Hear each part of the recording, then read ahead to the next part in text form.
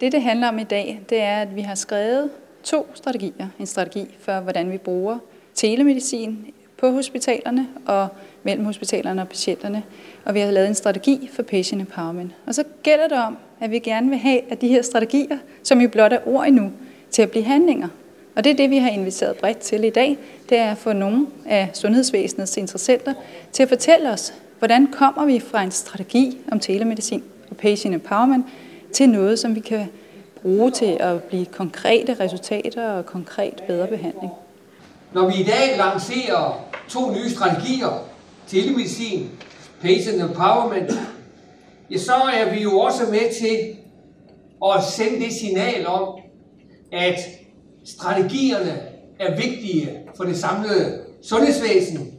Det er vigtigt for, at vi på den måde kan holde fremdriften i og udvikle og modernisere det velfærdsområde, som er det aller væsentligste for de borgere, der på forskellige vis kommer i kontakt med det.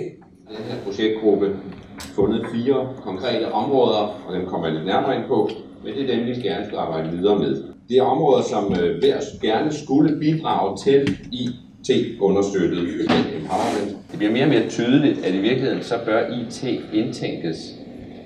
Den del af IT-understøttelse af patient empowerment bør indtænkes i et hvilket som helst projekt, vi har i gang. I alle de IT-projekter, vi arbejder med. Hvilken rolle spiller IT og teknologi bredere i denne her sammenhæng og i det konkrete arbejde, som I er i gang med? IT er et fantastisk værktøj, og brugt rigtigt, så er det en mulighed for, at patienterne rent faktisk kan få lethed til at blive patient empowered. Og det går jo på, at man for eksempel selv kan styre sine bookinger, man selv kan lægge sine sygdomsdata frem, man kan holde styr på dem, og at man kan dele dem med nogle andre, som det er relevant for, at de ser det.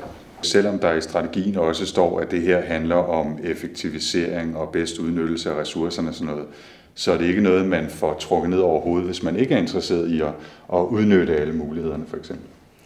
Nej, det skulle gerne blive et godt tilbud, som gør, at de fleste siger, at det er egentlig smart det her, og lad mig få det. Og så får vi kvaliteten ud af det, så får vi formentlig også noget effektivisering, og dermed sparer vi også nogle penge, men det er ikke det hovedformål. Hovedformålet er faktisk at gøre det godt for patienten. Hvornår kommer jeg som patient til at føle mig rigtig empowered?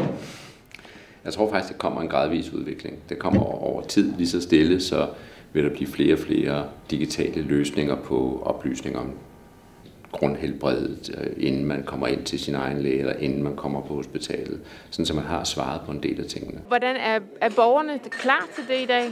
Borgerne er helt klar, tror jeg.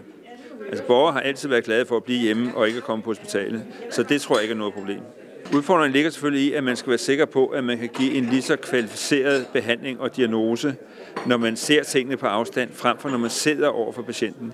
Det er klart, at hvis man har behov for at trykke patienten på maven for at stille en diagnose, så er telemedicin ikke særlig godt.